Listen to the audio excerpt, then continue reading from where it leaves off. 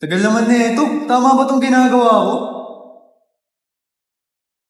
Ano? Check ko ba? Baka pagod ka na dyan. Sige di kasi ako magaling dito eh. Ano? Assignment ba yan? Ako Oo. nagagawa niyan, magaling naman ako dyan eh. Sige na. Anong mata?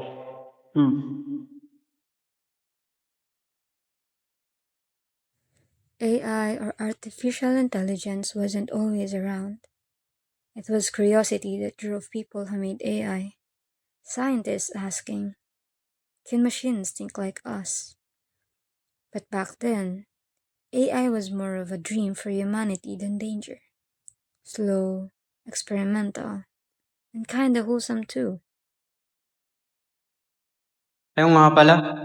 Narinig mo na ba yung bagong AI yata tawag dun? ChatGPT.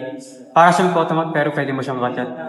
Weh, try kaya natin yan sa essay ko. Mahaba-haba pa man din yan. Oo. Pag tanong mo, saglit lang. No?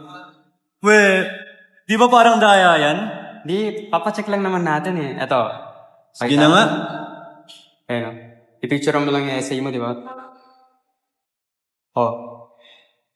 Ano mo? Sa-upload mo lang siya dito.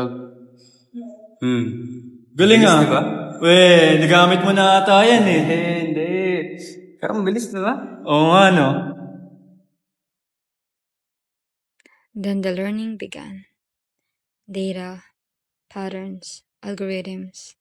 Little by little, AI started understanding, predicting, adapting, memorizing. And suddenly, it's no longer just a lab project. It's now a part of human life.